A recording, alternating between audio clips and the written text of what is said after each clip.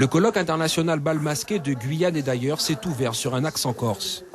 Muriel Poli, maître de conférence en études corse, a mis en avant le carnaval de l'île de Beauté, une tradition en passe de disparaître. C'est un patrimoine menacé parce que vous venez de le dire, il y avait des bals masqués, ce qui ne se fait plus du tout.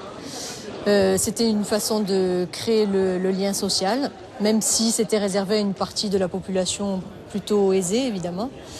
Et ça et le reste, c'est-à-dire les cortèges des mascarets dont j'ai longuement parlé, n'existe quasiment plus aujourd'hui, si ce n'est en quelques endroits, de la volonté de militants culturels. L'inscription du Touloulou au patrimoine de l'UNESCO, ça vous parle?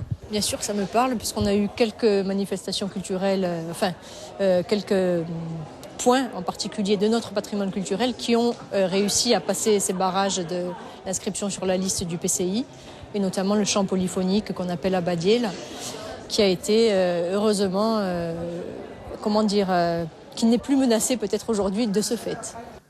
Avoir un regard croisé sur les carnavals du monde, au niveau littéraire, anthropologique, économique ou encore juridique.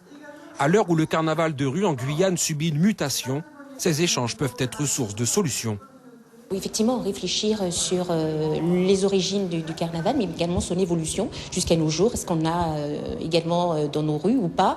Et voir comment, effectivement, qu'est-ce qu'il faut proposer ou pas, ou quelle évolution à venir pour ce carnaval, notamment celui d'ici, mais ailleurs également dans d'autres pays. Un colloque ouvert à tous, riche en intervenants et en enseignements. Un colloque pour nous rappeler que l'histoire et les enjeux de cette manifestation populaire qu'est le carnaval sont importants et bien réels.